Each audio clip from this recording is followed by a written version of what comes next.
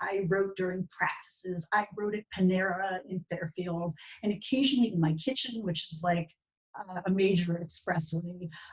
So I've even written really in the common spaces of the Trumbull Mall. There was a seated area that had Wi-Fi outside of Macy's, and sometimes I had to be in that area for something, and I would snatch 20 minutes in the common space in the mall, like at Macy's, with little kids walking up to me and like leaning in the chairs.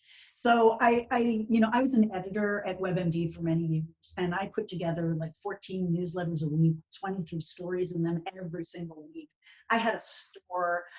I have a content arts consultancy. So my paying work was always the priority. And because my work is writing and providing content, my creative mind gets very tired by the time I have a spare moment to write for myself. So for me, writing a book is catch as catch can. But I love the theory behind the idea. But I do want to share something about this because in spite of the fact that I'm a normal person who's very busy, I got it done. So I'm really proud of that. I'm really happy about that. And I said this in an interview with Easton Leaders magazine, but I want to share it again here. I think for anyone, it's really difficult to give yourself permission to do something selfish when you have other things sort of pulling on you. Kids or a spouse or a job or parents that care for, or whatever it is that takes up your time. And everyone in your life probably needs you a lot of the time. So in order to do something like this, you have to kind of set boundaries, and you have to be a little bit, I hate to say this word, but it's true, selfish, and focus on the work if you're going to do it. So my advice, if there's anyone listening tonight who is an artist or a writer or someone who's a creative person, but who has something else they do most of the time, close a door, sit down for as long as you can, and do it. It's really the only way. And I hate to be cheesy, but in the words of like Nike and their advertising, the motto, just do it. It's so simple, but it's elegant too. You just have to make the space so that you can do it. Okay. Before we get into the next couple questions, I just want to mention, and I apologize that I didn't mention this at the beginning, is that Alisha had asked me to record this to put on our website, and I wanted to make sure everyone is aware that we are recording this meeting. So if anyone feels like they want to turn off their camera, feel free. So the next couple of questions are specifically about characters in the book. Mm-hmm. And, as you had mentioned, there are several characters, and they're all, different from each other. Some are more likable than others. And I'm wondering, is it easier to write sympathetic characters or unlikable characters? Okay, another good question. So I actually am going to dodge it a little bit, but answer it. And I'm going to say that I think that the most difficult characters to write were the ones that went beyond sympathetic or unsympathetic. And for me, the two hardest characters to write were the pastor and his wife, Claire. And that is because the rest of the people in the book are very human. But the pastor and Claire, they are like living deities. There's this adage that writers toss around that, write what you know. And I am human. I am not a deity. So to write what a completely selfless person would say and do in complicated circumstances was probably the hardest part of writing Joy. And so I'm more like Kate, the social worker, who helping, with Reggie and little John's journey. And if the karma folded in on itself like it did on this little family, I'd be like Kate, I'd be raging. I'd want to throw things at the universe. But the pastor and his wife are so good and such big people that it was so hard to kind of figure out their reason for behaving the way they did. And they were the characters least like me, and probably, I would say, definitely the hardest to write for that reason. Interesting. Yeah, for sure, I thought you were going to say that Randy was the hardest to write. Yeah, you know, Randy kind of rolled off the pen because I was one of those people who was so angry about what happened in St. Mary's and the trees and that active arbor side that I really had a good time trying to figure out why he was mean, terrible, and awful. So I just thought he was maybe wounded and to be corrected. For him, it required a knock in the head. But no, I enjoyed writing, but yes, I'm not nearly the deviant that like the pastor and his wife were much harder. Much harder. Yeah, that's interesting. So as we said, the book features characters from several different walks of life, different locations, different ages, just different stages of life, um, which I think made it easier or easy for the reader to relate to at least someone, at least one of the characters. Was that your intention when you set out to write these characters? So I wish, but no, no, it wasn't. I just think that the story needed to show that any of us at any phase and stage of life can experience the generosity of others or the cruelty that others dish out. So whether it's a child like Annabelle or a man in the twilight of his life, Herb, or a mom with small kids like Alice, or a dad with kids like Marty, our lives are directly impacted by the actions of others. So I think all human beings want the same basic things. I think we want opportunity for ourselves and our kids. We want to be useful and needed. We want to feel safe. We want love. We want stability. We want a connection to other people. And I wrote Joy to be like a human book that lights the path toward being the best people that we can be. So at any moment, in my mind, we can choose, like the women in the field, to be kind and helpful, or we can choose to be difficult. And maybe if we stop and reflect just a bit, just a bit, for like a nanosecond, we can find a way to act in ways that make the world nicer rather than not nice. So that was what I was Okay, so what was the publishing process like? thinking. Okay, so I wrote the book in 18 months. It was edited by my mother-in-law and my husband, and me about 100 more times after that. And then I did something called sending out query letters. And if anybody here listening or watching today has ever sent one out, you basically are writing a one-page letter that says who you are, what you're about, why you're supposed to be writing a book, and then you give a very brief summary of the book, and then you offer very generously to send images if they want them. And you send these little letters, which are like an art form and a cottage industry themselves, to publishers and agents. So I sent like 50 of these out in the first push, and I got like interested. I was like, huh, like I worked in a newspaper and I'm an editor. These are my people. This is my tribe. And nobody was interested. So I just let the book sit in my computer and sort of age. And it was in this literary purgatory. It was sad because I had put in the time to write. And so then I would be out and I'd meet someone new and I'd say, oh, I've written a book. And they would say, oh, that's cool. Can I read it? And I'd send them the document and they'd read it. And then I'd try again. I'd send out 25 more. And this happened a couple of times over a couple of different years and nothing. I think the nicest comment I ever got from anybody was an agent in Los Angeles who actually took a look at the book. And what he said was, oh, you're a great writer, but I have no idea how to market this book. It's dead on. And so it was like, okay. And so I can just put it away. And then the pandemic hit. I had just lost my full-time writing job on a political campaign. The candidate I was working for was president and dropped out. And so I was suddenly at home with time on my hands. And so I figured, okay, I'll pull it out and I'll edit time and I'm going to just publish it myself. So what I did was I uploaded to something called Kindle Direct Publishing. Lay this out just so you can out there is interested in doing this process. Put it into this formatter and it formats it for phones, computers, anywhere that people can use Kindle or the Kindle app.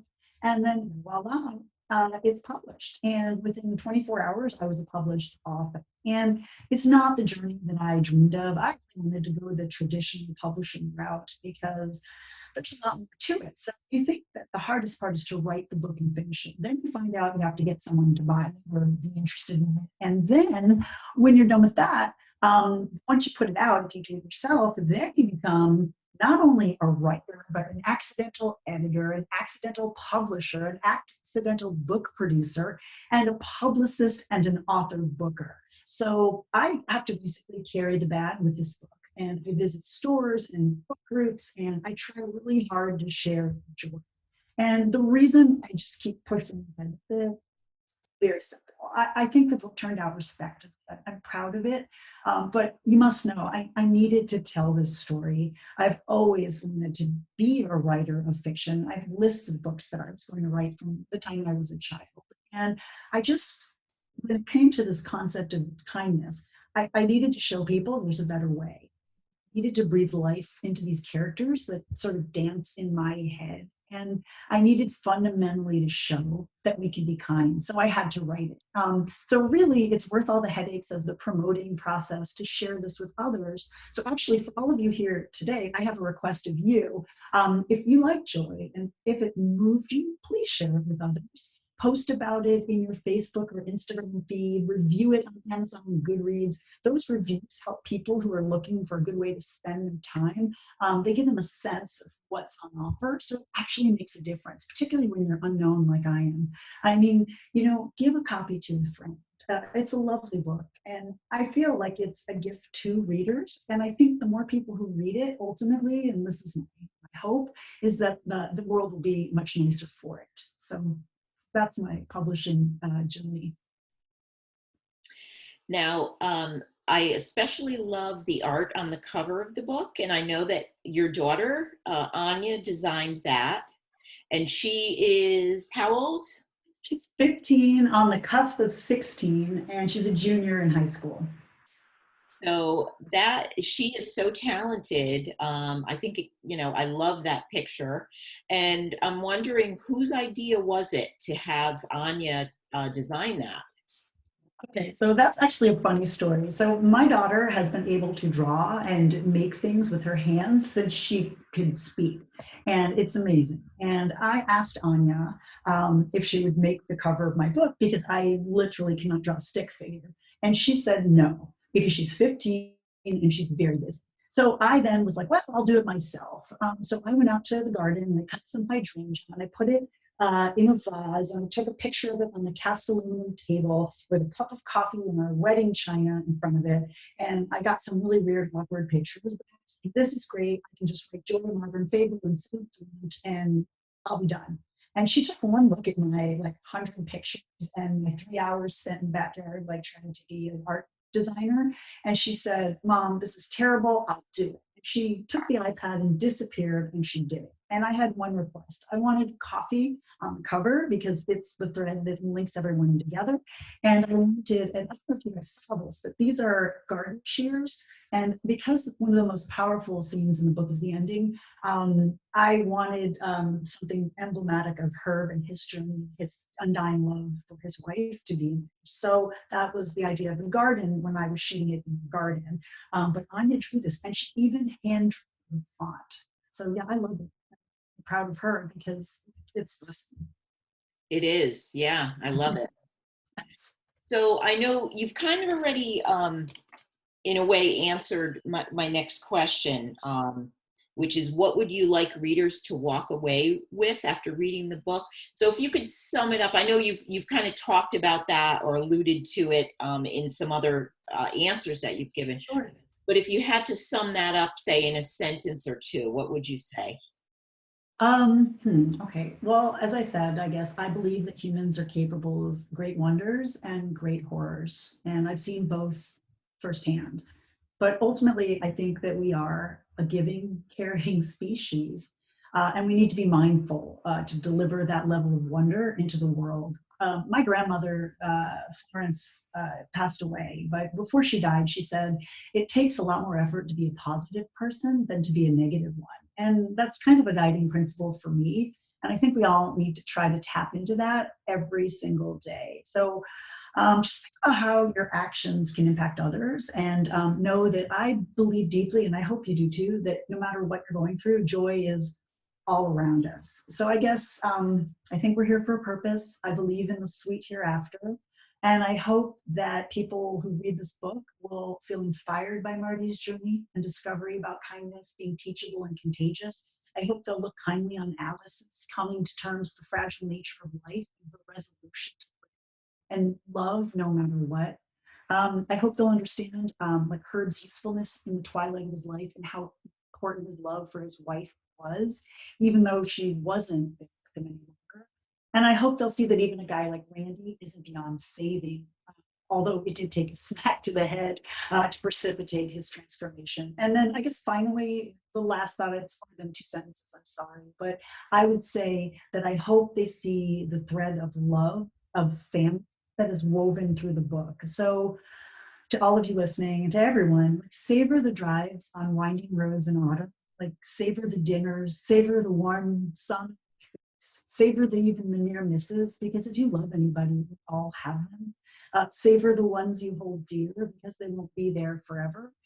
Hold the door for a stranger, praise a child, thank your spouse. You know, for change is always around the bend, but so is joy. So I guess my final message is don't miss it. And if you have a little extra to spare, share it. Well, it's great advice. All of that is great advice. My last question is, do you plan to write more books? Yes, yes, yes, yes. If the universe is listening, yes. The end of the year, but I have this I'm this one woman band, like with the promoting of joy and the selling of joy, and so the book deserves this chance to find an audience. I have to give it that attention, but yes, I'm a storyteller and I have so many more stories to tell. That's great. We will look forward to that. Can you give us a sneak peek of even an idea maybe that you have for a future book? Sure. I mean, I have a lot of ideas. So, I'm, like I said, very interested in the motivation of things. And, there's a part of me that wants to maybe write a book that's contrary, maybe something like about anger, or a book. I just have so many ideas. It's hard to kind of nail it down. I mean, I mean, I try to imagine, like, why terrible things sometimes happen and what's going on in the head of a person who perpetrates a terrible act. So these are things I think about a lot. I, like I said, I do believe it's just fun to live quietly in our sort of lives. And so when people just wrote that, I'm really curious about why. So they come from this big sort of blob that's hanging out over my head, but then it crystallizes into books. And I like weaving characters and their lives together. So I would expect that, and that sort of thing. Yeah. Disparate stories are linked through a common thread, because I find it challenging to do that, and I enjoy the challenge of it. Well, we will definitely look forward to future books from you. So I am going to open it up for questions. I don't see anything in the chat. If anyone has a question, feel free to unmute yourself and ask Alisha.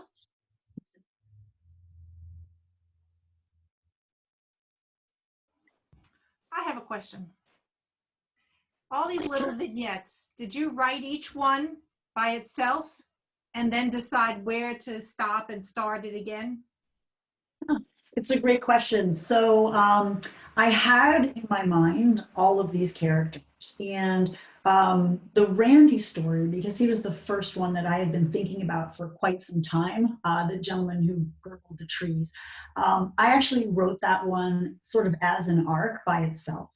But then when I started with Marty, all of this other stuff lost that a bit. So the other stories were kind of written in bits, and then I looked at what I had happening, and then I started to weave them together. So they kind of started out independently, but once Marty became the glue that held everything together, the other characters and stories then suddenly began to wind into him. And then he became this thread that I would jump in and out of. But Randy actually was nearly complete when I started with Marty, and then Marty kind of was the spine of the whole book. So yes and no. I hope that's helpful. Nancy, you're muted. Okay, there. So I thought I remembered two incidents. I was thinking that tree girdling the sycamores. I thought I did read about that in Black Rock. So I was thinking, is it a deja vu that I'm just thinking that it happened, or did it really? So you're confirming that it really did happen, and it was very profound. And I could see how it might prompt you to just wonder, why would somebody do that? So it was interesting the way that you developed this really troubled person, and yet you kind of showed the development of how he got to be that way. The other thing is, I think we did hear about, I remember hearing about a child who was your son actually, was he lost in the woods, or was it lost somewhere else? No, he was lost somewhere else, but that story that's torn from the headlines that you're referring to is linked to this. So so I was away visiting a friend of mine in Toronto, and my son got out while I was away. And when I got back, I was told that it had happened and there was this, he was okay, but he had basically gone on a walkabout in a diaper, barefoot, around St. Mary's by the Sea, pushing his little Tyke's car. So he could have been hit by a car, abducted, fallen into the Long Island Sound, and I didn't even know about it. So when I found out about it, I was just like totally traumatized, but I instantly knew that he was okay. But my husband, who lived through it, was a lot more stressed about it than I was. But I went through all of the scenarios for quite some time after that in my own mind. But shortly after that happened, I believe the story you're talking about was that Monroe. And there was hear about a story about a child getting lost in the woods. In the woods, yeah, and dehydrating and passing. And I saw that story, and it literally broke my heart. And I thought to myself, this was just Leo's walkabout, but this was this life-changing event for that family. And additionally, when I was a little girl, a friend of our family's child was accidentally killed by it. And I was very young. And I think I'd been playing with that child like a week prior to this happening. And I remember being told that he had been hit by a neighbor. And I thought about it for years and years. And that is the child that I'm referring to also when I talk about this little kid who was killed by a wonderful person, never done anything wrong in their life, like the kind of person that you want in the community. And so I linked Alice's journey to that man's journey because, terrible things happen to good people. And you have this guy, he's like a church going guy, he volunteers, he coaches, he does everything for his community, more than most. And then this terrible thing befell him. And if that mother hadn't stood up at that funeral and singled him out and called him across the room and brought her to her breast, he might have been ostracized by that community. And so I really thought about that when, like, for years, I'm almost 50, and this is a story that happened, I think, when I was a single digit, right? So these things stay with you. And then you sort of understand like all of the moving pieces that come into play. But yes, it was linked to that story, and it was linked to this other story from Trumbull. Yeah, interesting how you took those real life things, and even though you didn't necessarily know all the details, but you wove them into a story, and especially exploring the emotions of the people who were involved. And right. It's hard not to, honestly. As when you're reporting, you're, like I said, you're just there on the sidelines doing extraordinary things and extraordinary times. And like, you're not human if you stand there and you don't feel it and internalize it and just wonder what happens after.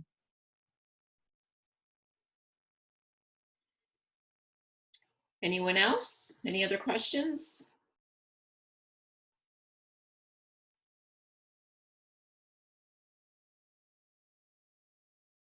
No.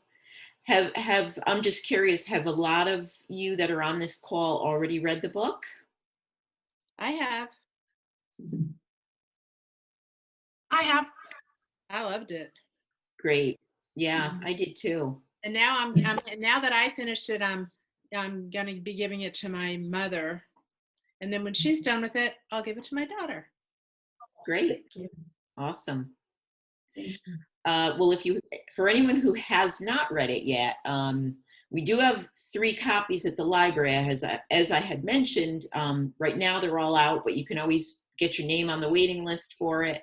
It's a pretty quick read, and it's an enjoyable read. So, Alisha, I want to thank you again for being with us tonight and sharing your story and you know, the background of how this book came to be, and you know, wish you luck with future endeavors, and we'll look forward to future books coming from you.